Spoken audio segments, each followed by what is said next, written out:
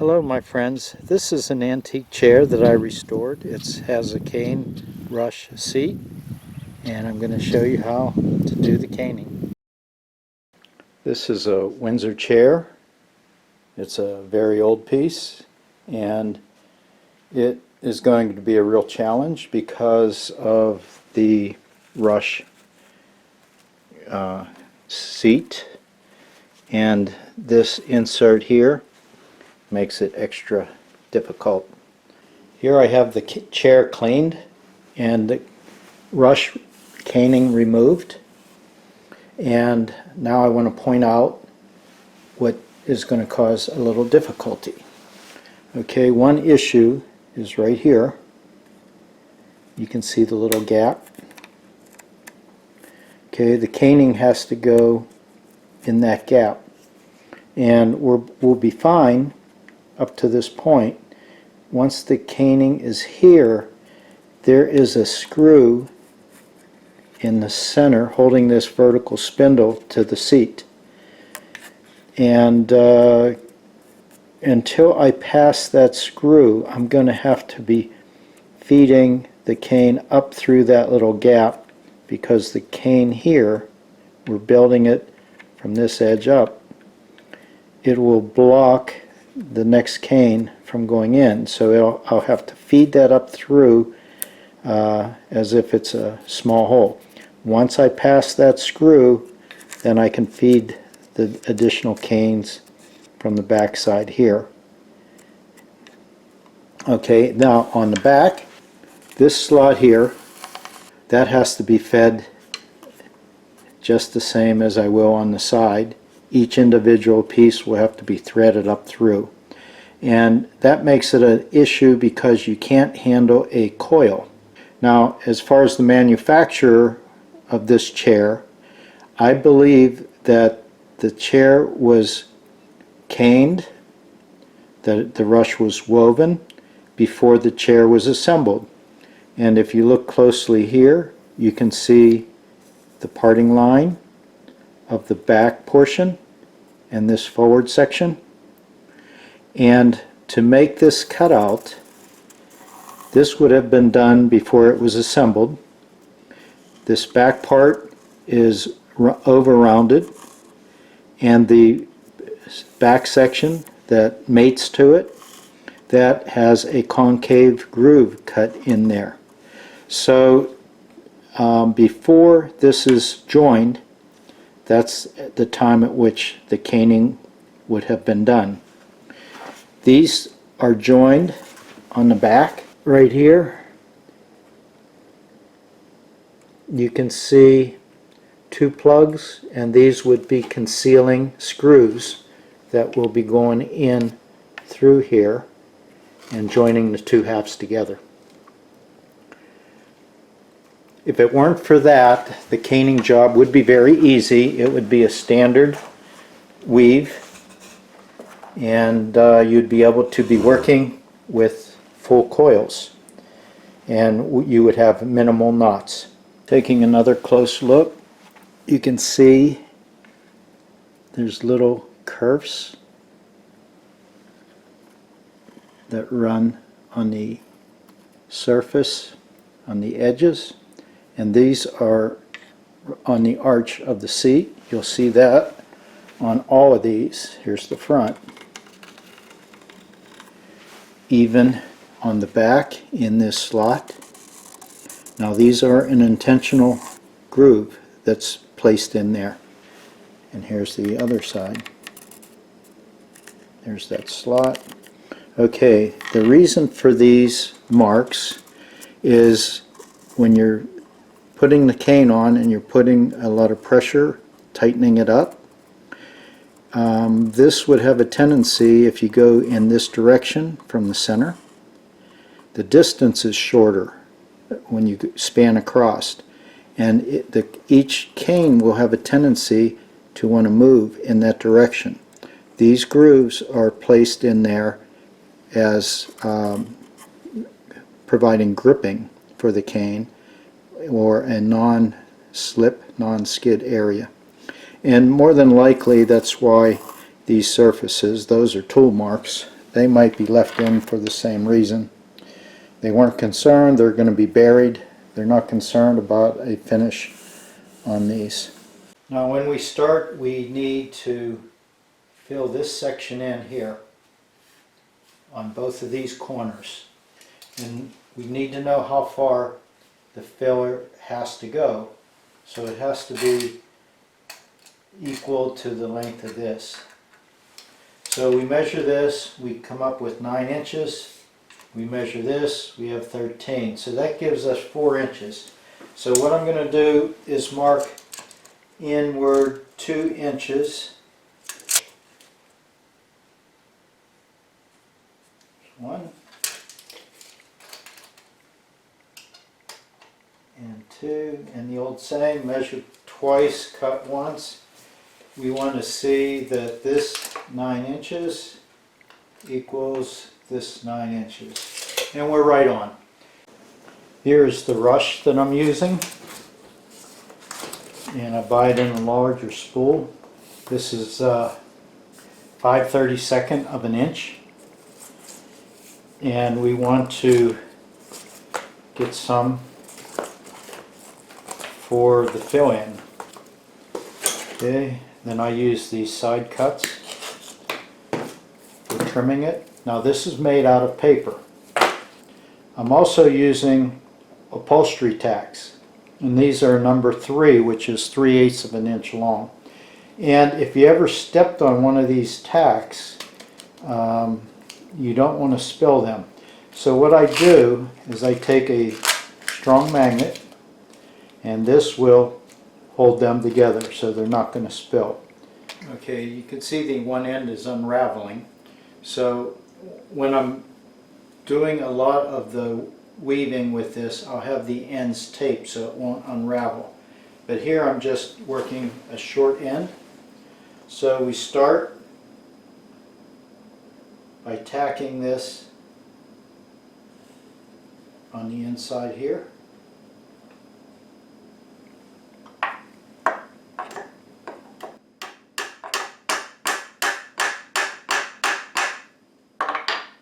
So we go over top and up through,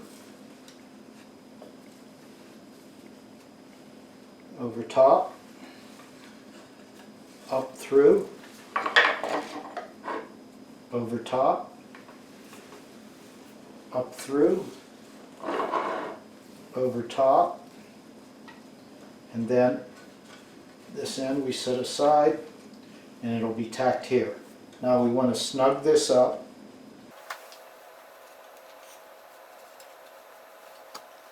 Snug it, but don't pull so hard that you'll break it. And then you can see I placed the magnet inside. That latched onto all of those. If you have a crown stapler, that would make this job go much quicker.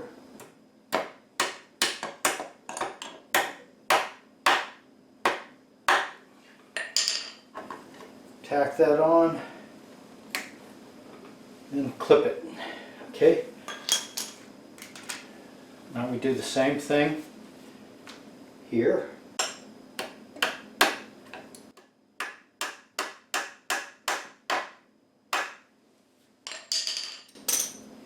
Okay, over top.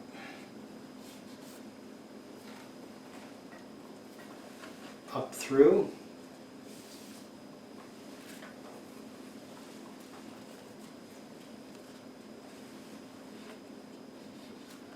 Over top, up through,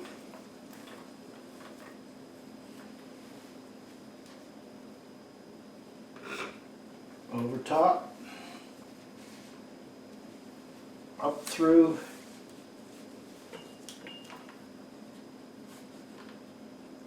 over top, up through, and leave this hang.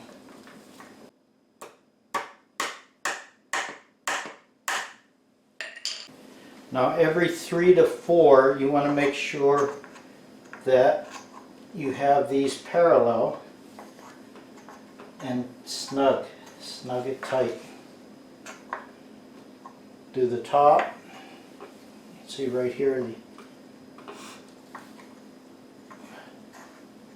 and the underside, same way. Here you can see we're building the corner up. Now a lot of people like to wet their cord, and I'm getting away from that. If you look closely, these first few are wet. And here is one, if you get it over wet, if it sits too long, look how it puffs up. It also makes it weaker. They snap easier when you're putting tension on them. The other thing is we want these tight when we're finished. If you look here, the dried ones are in my hand.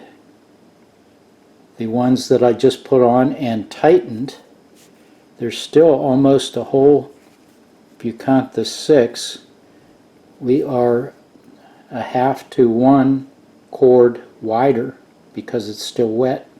When it's wet, they puff up. So I'm working these dry. They seem to work better dry. If this gets too wet, it weakens. Very weak. This is the tough area, and here we're going to have to feed this down through the crack.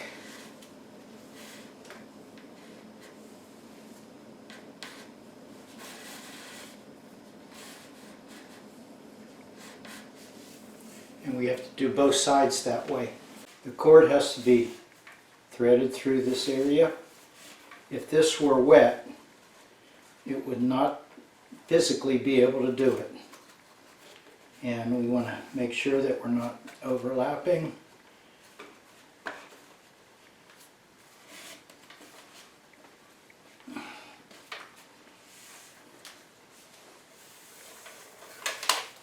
These corners are built up, and what we have is the same dimension between the front and the back. Okay, now we're going to attach our coil to this point, and we're going to start the normal weave, the sides, the back, and the front. So all 4 corners now will be worked. Now I have my coil cut to length. I'm doing this dry. I could not do this wet because it would not allow me to slide it into that slot.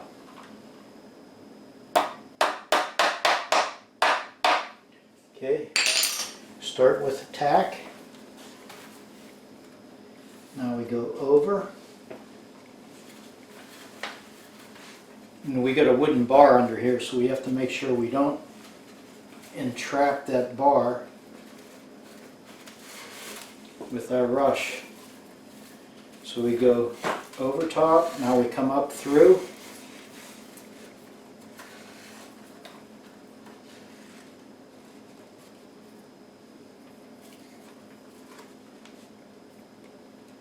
And you see we cleared the post.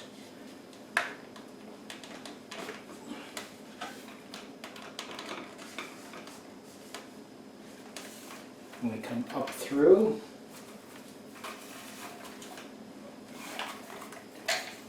Over top.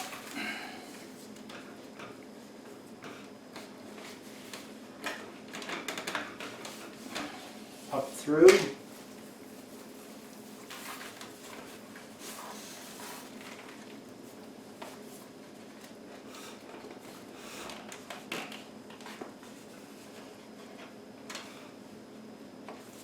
Okay, I'm keeping tension on this so I don't lose it. I'm using these spring clamps. We come up. Okay, now here, this is why I don't have it too long. We have to feed it in this slot,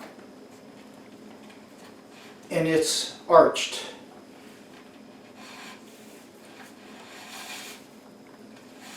Okay, now we come up.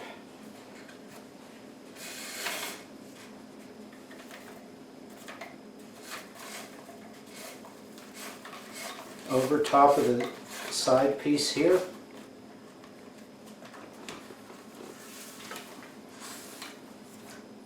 Over top, up through, then over top here. I'm keeping tension.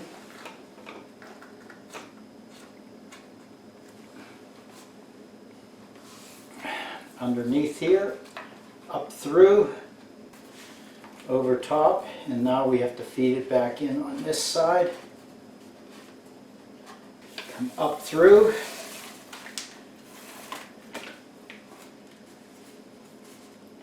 Over top.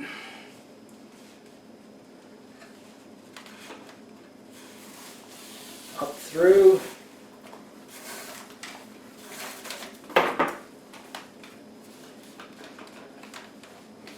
Over top. Up through. Over top.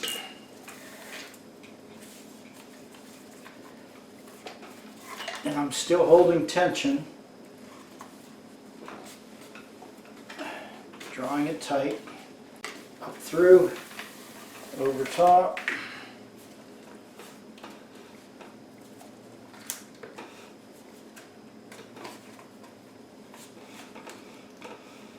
lock it. Now I can rest for a moment.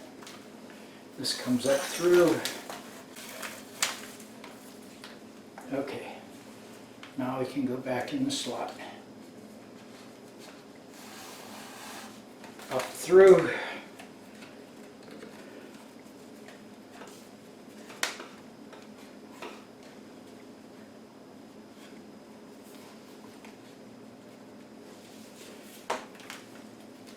Okay, we're at a point where we have to add.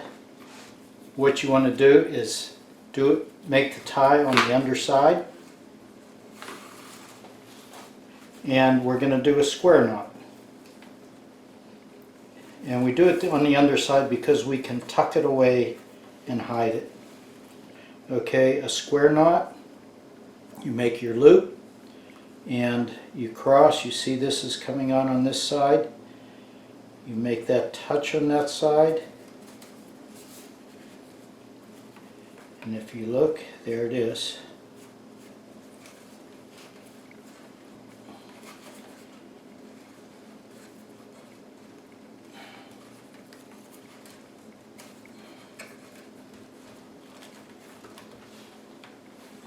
Hold tight. Okay, we're going to trim these ends.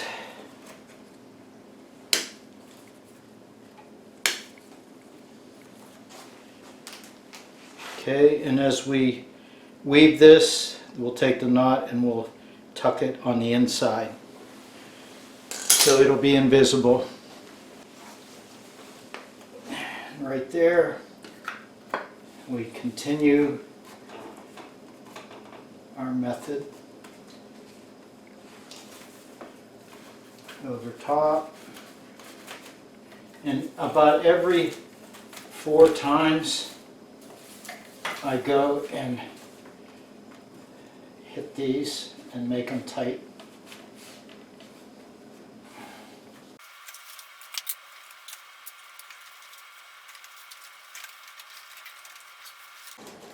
Now I have to feed it in there, so I can't use it's coiled at this point.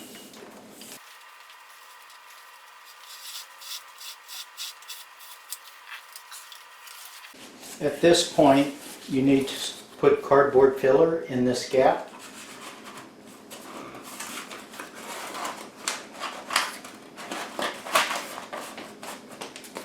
And it'll take about 3 to fill that.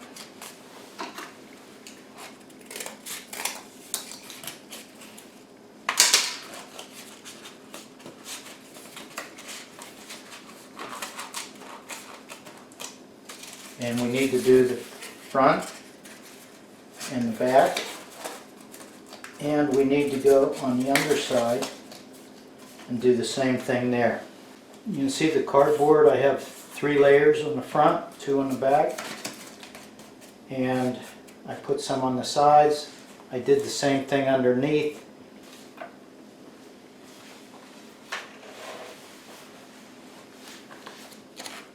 and I cut these an arch to fit. The knots will be on the underside, some will be hidden. And the purpose of the cardboard, it reduces the wear on the rush, on the paper rush, and it will make it last a lot longer. It'll give a firmer seat. It takes less wearing on these edges, inside edges. Okay, we almost have the two sides filled, and I'll use my wedge to start widening this, but I should be able to get two more reed in this area. When you start going down the final stretch, you want to keep track of this gap. Make sure it's holding consistent. In this center area, each time it crosses, it's going to want to make that smaller. So what you're going to have to do is tighten it up every so often.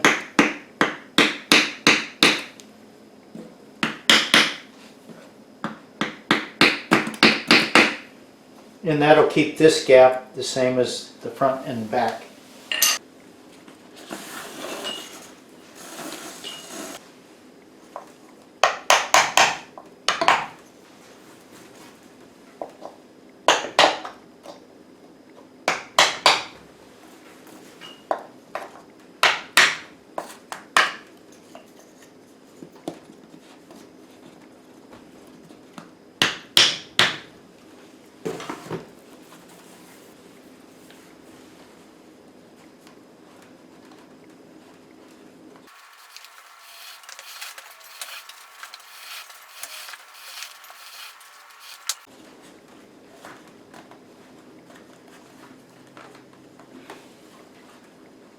Okay, we're getting down to the last cord, the last run, and we have to be able to fit it in here. Now, a lot of times they have a wooden wedge that they provide. You can also improvise. I have here a pair of needle nose pliers.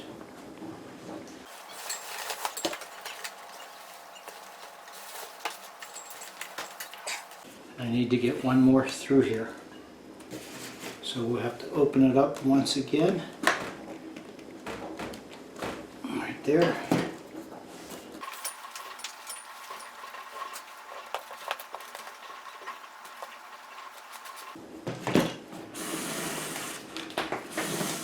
Feed it up through.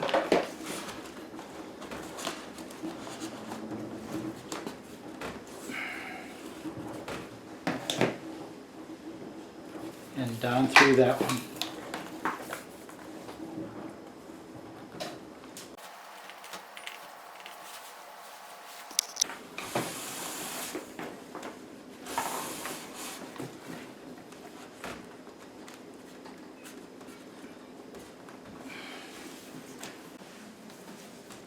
Okay, now we're coming out of here. We're going to go up into here.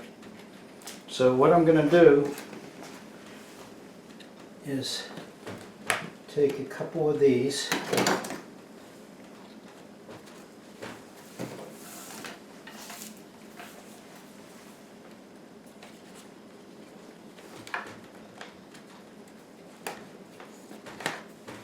Okay, I went around two of them.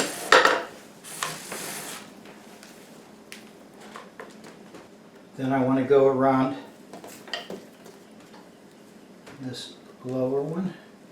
I just made a loop in there. Okay, now we want to cut this about 4 to 6 inches. And then we're going to tuck this under these other straps. Okay, now each one of these knots, and including this one, I'm going to put a dab of glue on them, and that will secure them.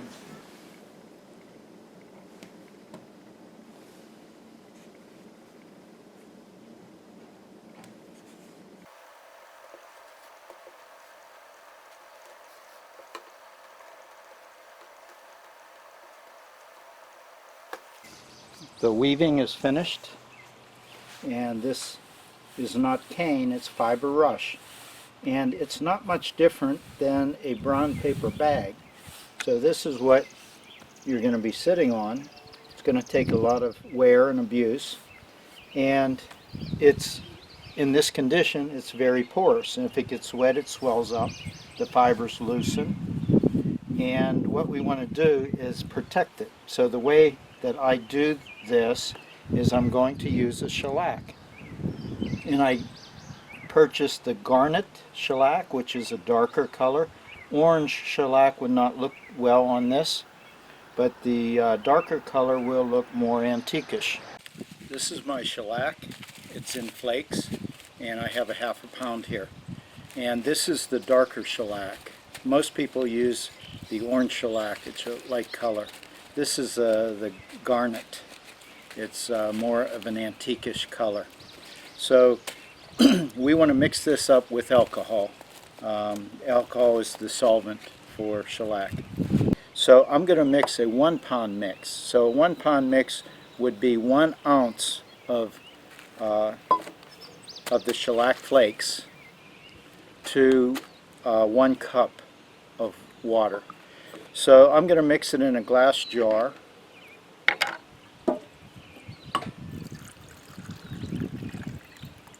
I will zero this jar out, so right now it's at 0. And then these chips. Now if you put this in a grinder and pulverize it, get it real fine, it will dissolve much quicker.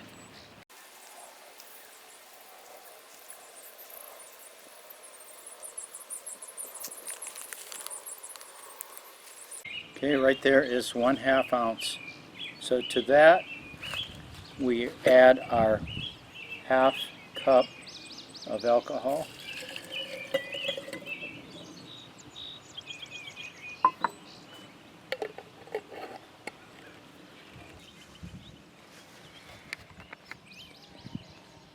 Okay.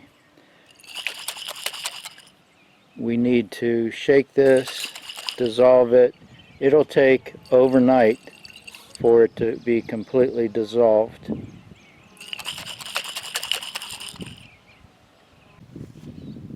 Left set overnight, everything's dissolved. So we're going to apply this.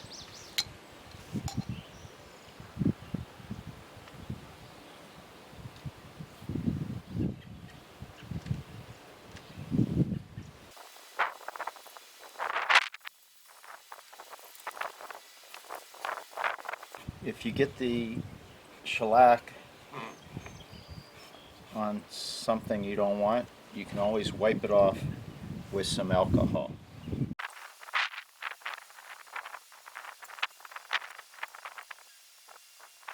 I'm doing this outside because of the strong smell. The alcohol constantly is evaporating.